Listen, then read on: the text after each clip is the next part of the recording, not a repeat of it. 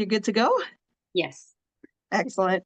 Well, hello, everybody. Welcome to the Talk to Danielle podcast. I am your host, Danielle C. Baker. And before we get started, be sure to like, follow, and subscribe to whichever channel you're listening or watching from.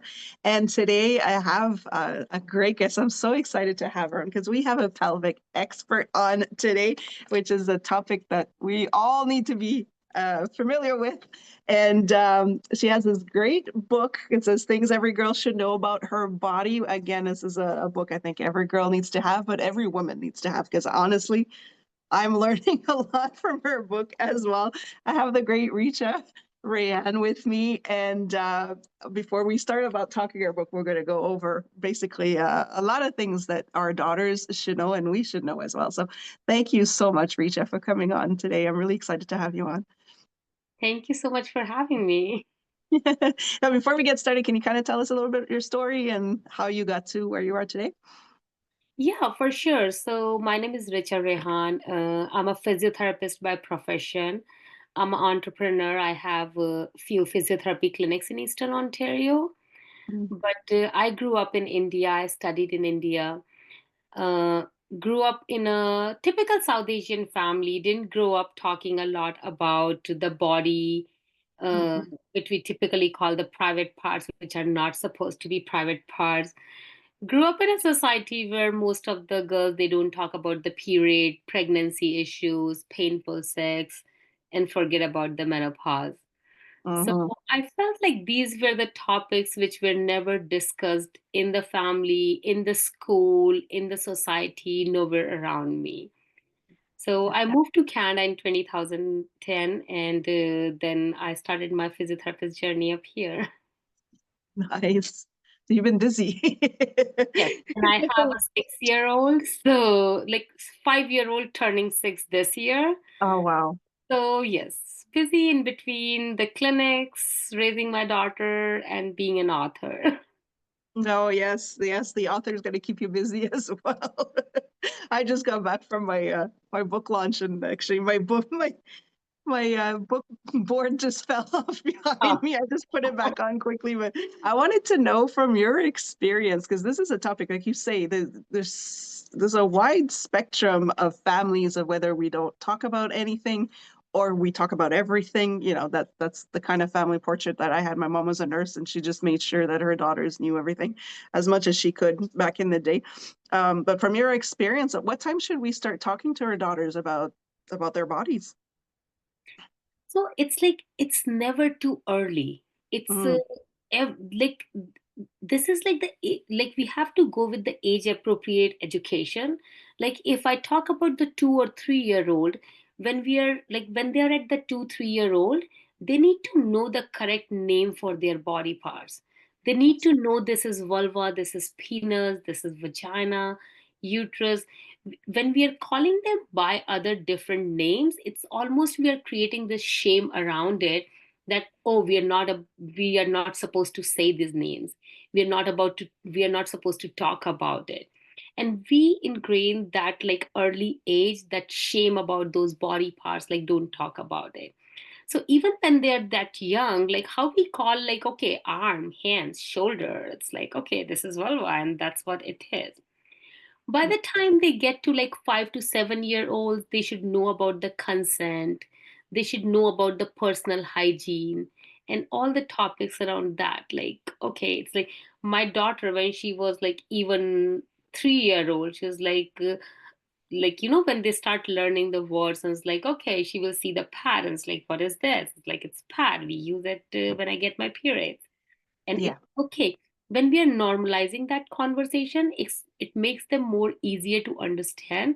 It makes them more comfortable to talk to us about it. Hmm. And also, like when they get to that 8 to 10 year age, uh, that's when, and nowadays we are seeing girls are getting their periods earlier with all the hormones or whatever reason it is. It's the age is getting younger and younger.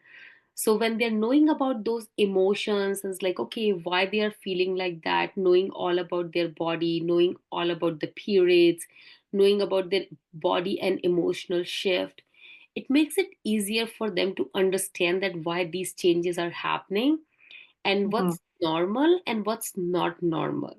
Like every in between that 11 to 14-year-old, even like no matter it's a boys or girls, everybody should know about the menstrual cycle. They should know about the variety of period products. Like, okay, it's not just one thing. I can have this, like, and nowadays it's, we are blessed to be living in that era where we have this wide variety of period products. Like, you Yeah. can use this, how to use them. If you're not able to use one thing, okay, might be it's you feel more comfortable using another product, but it's not normal to have pain while using any of the products. So unless and Right. until they're not going to know the normal, they won't know what not normal is. That's so true. And everybody's normal is different too, right? Everybody is different. So at least to get those guidelines, it's so important. That was actually one of the questions I wanted to ask you because that's when it comes to period talk, and talking about the cycles, parents can get very uncomfortable about the whole topic because that was definitely a taboo from the previous generations. So is there a way that we can introduce um, girls to their cycles in a way that the parents can be comfortable? Is there like a kind of a basis where they can start introducing it slowly? Yes, for sure. So it's like, like I always feel like kids are very connected to nature. Hmm. They understand it better when we are showing them something in the nature. And it's like, okay, this is how our body grows and this is how our body changes. So, like a very small example, it's like, okay, how the moon have its phases, right? It grow from the full moon Yeah. to like the smallest, and how it changes, and every phase is beautiful.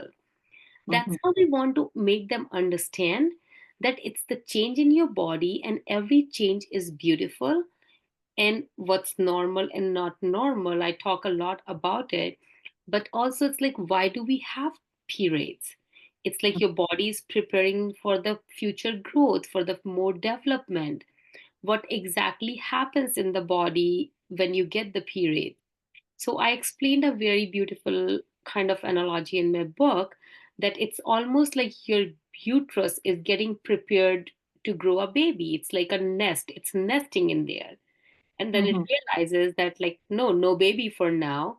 And then it starts shedding that lining, it's taking the decoration off, and it starts decorating it again.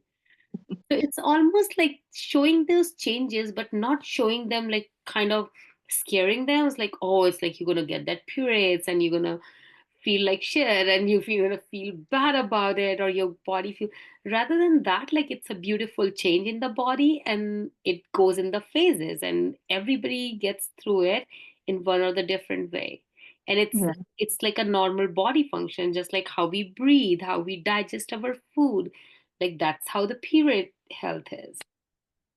I like that. That not the scary, because obviously when it comes to blood, we associate it when, especially when we're little, to something's bad, right? And then so it can be very scary for especially girls to know that this is going to be happening on a regular basis. I like that. We're going to redecorate. We're, we're renovating again. Yeah, I And love it's that. like, okay, like eating and digestion is something, it's like, which happens and you want it to happen. That's how the period is something you want your periods to happen. It's important for your body's growth. Yes, I like that.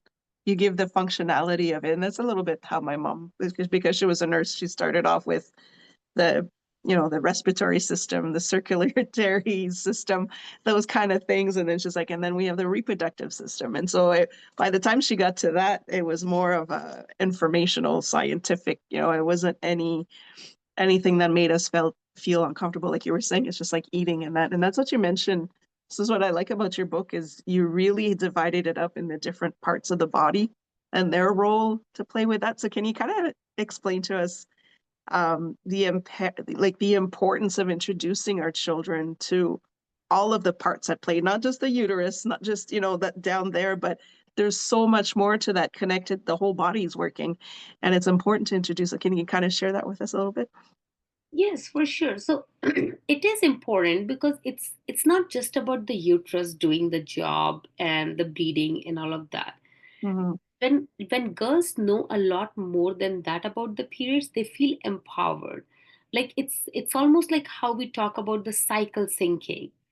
So in the before, when we used to talk about the cycle syncing, it was totally different. It's like, oh, one person get her period, another person is getting it.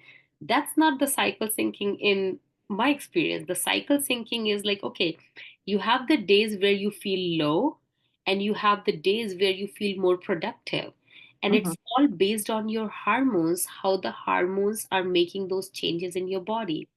If girls start like from the early age, if they know to track their periods, if they know how to track their ovulation days, if they know how to track the different cycle of the menstruation, they know after a while what their days are, and they know what their productive days are. And they can Mm-hmm. be more like, you know, with everything, like with the sports, with the training, with the academics, everywhere it can work so much better in their favor, because they know that, okay, these are the days after my period where I need more rest. These are the days where I'm more productive and I want to catch up on doing more things in these days. Mm-hmm. Just overall from the body part too, like this is the vulva, this is the cervix, this is what ovary does, this is what the clitoris does. So it's like not adding the shame to any of the body parts, or not just like, you know, how it's like so many memes and so many times it's a joke. It's like, okay, you're a Yeah. little bit cranky, are you on your periods? It's like, yeah, might be, but not associating it with the negative all the time, associating it to positives, that okay, there might be the days when I feel low, but also I have these days where I'm way more productive than the other days.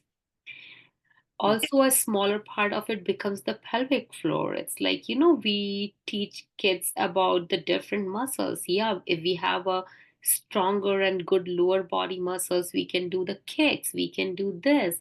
If we have a stronger arms, we are able to lift more, we are able to do this. But also the pelvic floor plays such a big role in the overall bodily functions, like everything related to bladder, bowel, and the sexual health. So if they know about their pelvic floor, if they learn about it, it will be so much easier. So that, like, I always say, it's like if your kid is going to the doctor or trying to explain you that I have a problem right here, if they know Mm-hmm. all the names, they will be able to explain you that what exactly happening, rather than just saying there's something wrong down there. Yeah. No, I like that. It's so true that the it builds confidence too, to know that there's something specific, and it's not something to be embarrassed about. It's just like any other body part. If something's not right, you can identify it and find the right way to treat it. Yeah, Yeah. 100%. And like when we are talking about the menstrual health, it not just become the menstrual health, Mhm. because how's the nutrition is, how's the hydration is, so many nutritional deficiencies, like low iron, like yeah, like the girls are more prone to that because of this whole monthly bleeding. So it's like having all that knowledge really empowers them, I feel. Yeah, and that's is where it's so important. I can see the link now where when you always kind of relate the feeling low because it's your period, oh, you must be, this kind of you're kind of um not giving it the importance that, because yes, low iron is a thing, and everything else that comes with it. It's not just the iron, but the whole body is Yeah. switching. And so it's important to not downplay that and say, okay, this is what it is. So now you know how to make yourself feel better, Yeah. and not um play. You don't have to be a victim in this. There's something that you can do to make it work. We have to live with this our entire lives, so we got to Yeah. start strong. I like that. You mentioned earlier, and I kind of want to. I figured I'd introduce it right away. You mentioned all the period products and everything that's out there. That can be overwhelming for parents to have to introduce that to their children and how to use it properly and keep the hygiene going and all of that. So, is there any information? Um, what kind of information should parents really be sharing with, for their daughters to kind of understand the differences in the products, and seeing uh, some parents may not want their daughters to use certain types of products, and that's okay. But later on, as they grow older, they might want to revisit that. So can you kind of see share with us what information we should be giving our daughters when it comes to the different products out there and how to keep the hygiene going in the process as well. Yes, for sure. So I'm a big believer of like lay all the options out there so that they know that there's this wide variety of products. We don't only just have one option. Especially nowadays, like being in sports, being active, they don't want to be sitting at home and they want to still enjoy things like the swimming, going to a water park, going to the park, going on the slides. So that's why I love to tell them about everything, like the pads. Definitely, like when I grew up, like the pads was the only big thing. And Yeah. until like very, very old, I never even introduced to the tampons. And I used to feel that, okay, it was at that time. But sometimes it surprises me even how less education we have around it, even at this time. I had one of the moms who wanted me to explain to her daughter all about periods. And she was like, can you talk to her? I'm just not sure what to tell her. And I was like, sure. And I was talking to her and I was explaining all about the period products, that there are pads, there are tampons, there are menstrual cups and discs, there are period underwear, that you Mhm. have all this. And the first question she had was like, what if I lose the tampon in there? Yeah. And I was like, you won't. It is like it's not like a never-ending tunnel. It's the vaginal tube, and it's like it will stay in there, and you will be able to. And then we talked about like how you can take it out if it's stuck or you're having trouble with. But I felt like it was the less education we have in the schools, in the community for girls, that even if we are not talking about the period products enough, they Mhm. will see like somewhere hidden in the ads that yes, there is the pad, there are the tampons, period underwear. But what I feel is like they should be introduced to everything, because not one period product is going to be a right fit or a best fit for everybody. Might Yeah. be somebody feels more comfortable with the pads, but might be other person feels more comfortable with the tampon. But also like explaining them about like, okay, if you're using tampon, you should be changing in between certain time period because of the toxic shock syndrome. You can't leave it in there for like 10 hours. And Yeah. read the packaging, like every packaging has like, okay, how long you should be using it for. And nowadays, as we are getting more like aware towards the environment, yes, there are the period underwear, there's the reusable cloth pads. And might be they want to like, once they have all these different options, then they're more open to like talk about it and feel comfortable. It's like, okay, I don't want to use this and I want to use this one. But Yeah. and that's the thing, like if parents feel like, okay, I don't want my to introduce my kid to this one, fine, there's still so many products. Like if Yeah. you don't feel comfortable in using the menstrual cups, you still have the pads, tampons, period underwear. Or if you don't feel comfortable with the other thing, there's still like you live with like these three, four different options. Yeah. And I could see that too, as it gives the options even if you don't know that much, because I know the period underwear and the period cups are newer. So there's many parents who are not really familiar with it, but give because our body changes over the years too, so it can open up a whole other conversation to say, okay, maybe this is working for you, but if later on you find that this isn't working, there are the other options that you can visit as well. So it opens up that whole conversation about how your body will keep changing over the years. It's not linear at all. And just to kind of get that conversation going as well, to say it's normal if it changes. Because I know Right. for me, after I had my children, it was a whole other the whole new body. I wasn't going through the same thing it was before I had my children. So at least it opens up that conversation for women later on. It's so Yeah. important.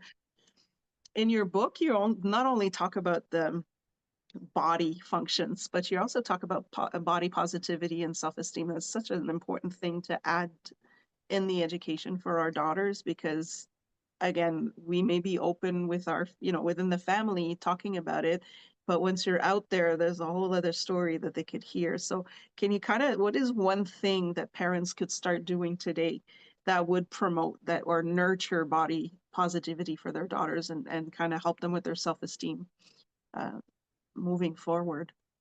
So, the most important thing I always tell for parents is to nurture body positivity and self esteem in themselves. Yes. Kids don't learn from what we are telling them, they learn by watching us. If we are not talking positively about our body, if we are not talking about the positive languages, it makes a huge difference.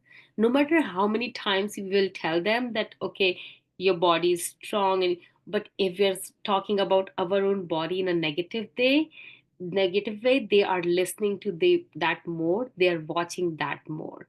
They Mm. always learns better by watching us.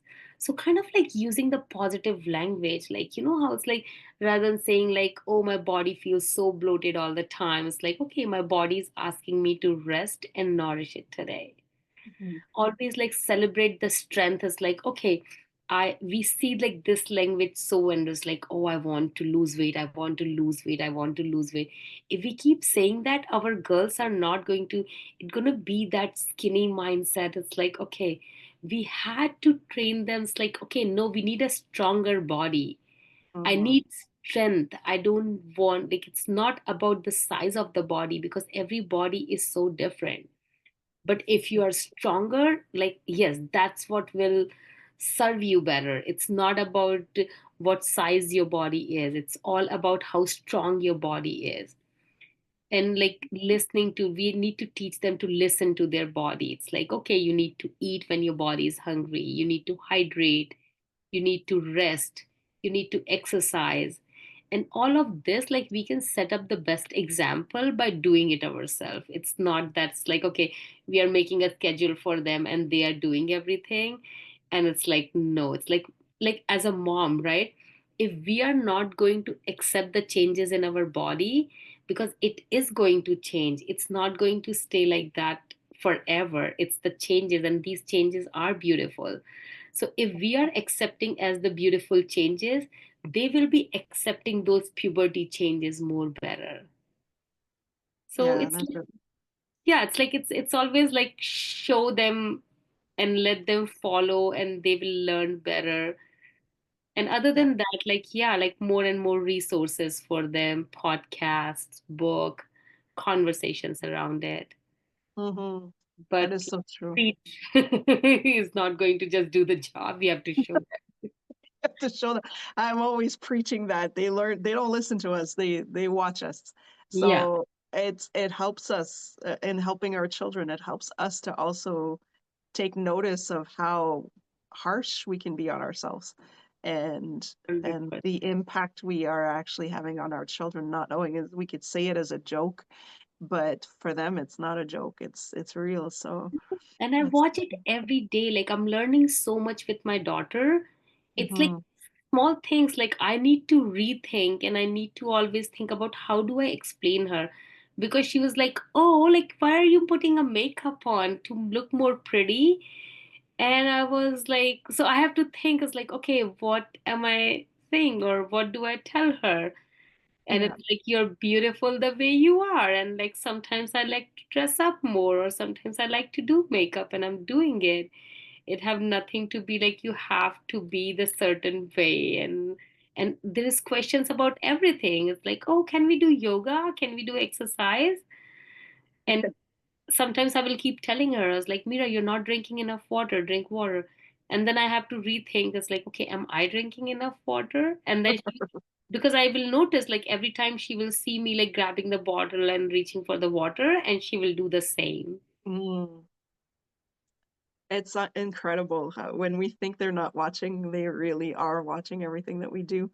It's interesting. No, I like that because it's this is what I like. Your book is so complete, and actually I would like to say if you want to talk more about your book, can you give us a little bit more about because you really, like I said, you don't just go about the science behind it and the like the mechanics of it, but you do talk about emotions, feelings, body positivity, and all that. You really complete the loop on that. So can you just tell us a little bit more about your book? Yes, so I wanted it to be like science backed up guide, but also fun and engaging for that age group. It's like nobody likes to like read a boring, just like the science book sitting and like just turning the pages. So this really talks about all the body parts for girls, like okay, and what every body part does. It's like why these parts are important, and there's no shame about talking about it, so that there is that open dinner table conversation about the body. And it's like it's I feel like it's fun, it's engaging, it's age appropriate because it's breaking down those barriers and shame about the puberty and the body changes.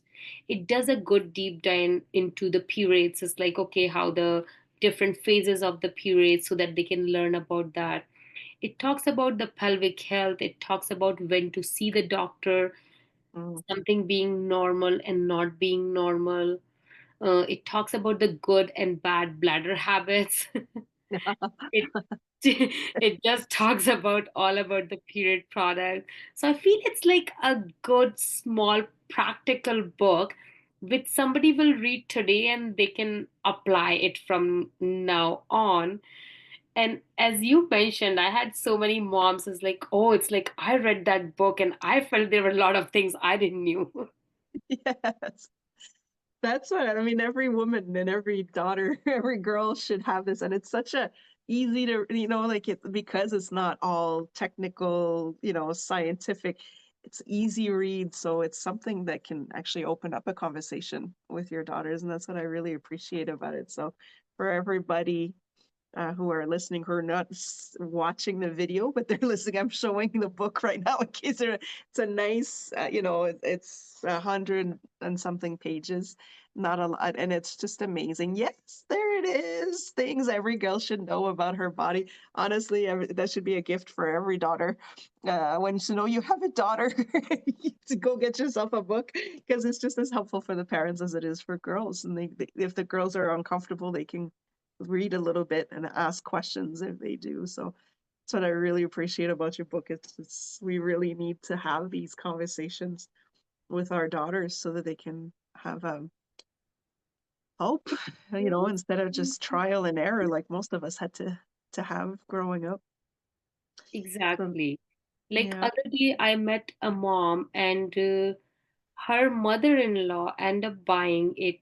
And I exactly remember when she described it that she ended up buying it for three granddaughters.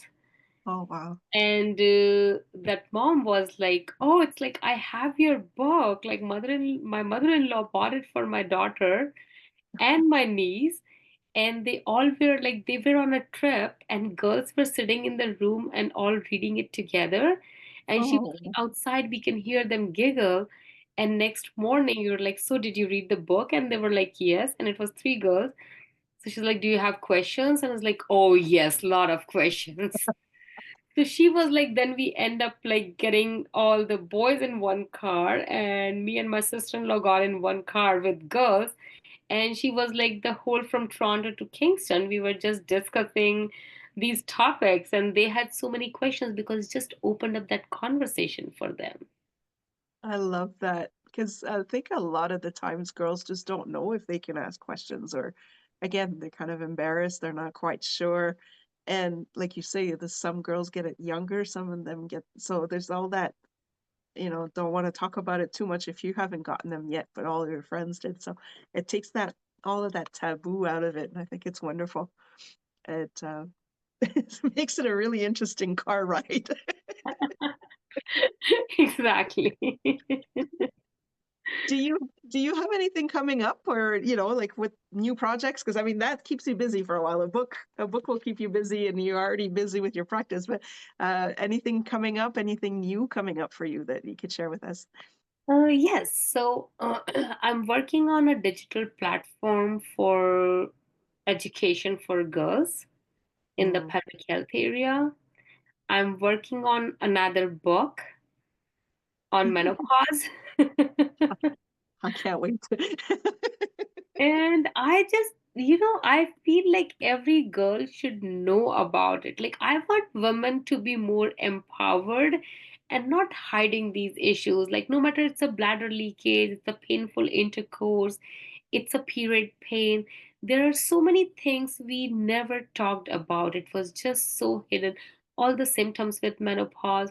So I have all these projects ongoing.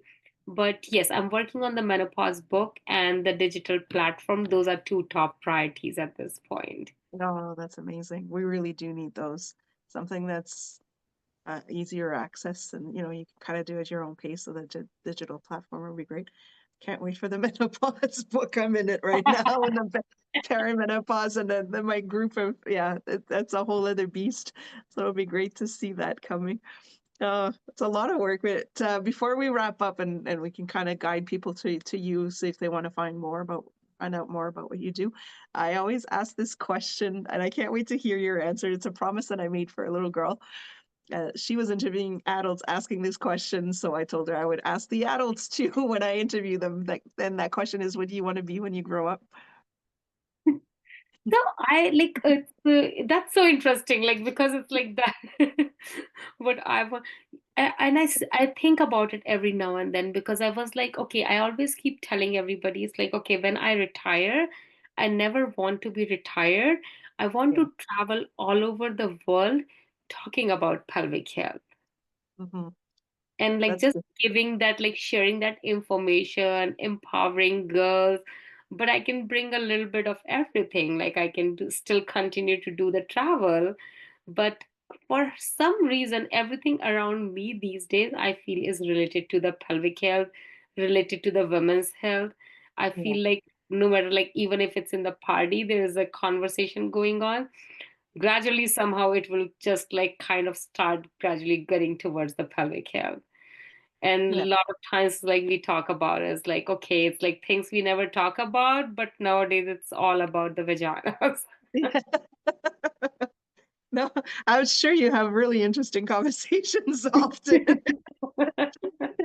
No, but this is great because you're kind of doing it already, so you're already in it. But the travel will just be a bonus to go along with it. Right? Like a lot of speaking engagements, and it's like, yeah, Yeah. might be like 1 month here, 1 month there, and it's like, and all like stigma-free education. It's like we're like no shame involved with it. Yes, we need that more and more now that, just to be able to freely talk about this and educate ourselves because there is still a lack there and it's so Yeah. necessary. So yes, you're going to be busy for a really long time because I feel like we're just starting now to open up about it a little bit more in an educational way. Like you see so much that's maybe a lot of misinformation. So it's important to get the right basis for it, and then especially to protect our daughters as well. I think it's great. Oh, this is great. Well, I could talk to you all day about this. It's so interesting. And I know that some of the listeners are going to have a whole bunch of questions, but how can they reach you or follow you or, see all the other work? Because I see you on social media and you do a lot of these little spurts of information about everything, not just for girls, but for everybody. So where can people follow you or contact you if they wanted to see more of your work? So I'm very active on my Instagram, which is called the Pelvic Experts. So Hmm. they can definitely follow me on my Instagram, the Pelvic Experts. They can reach out to me through my website, www.richarehan.com.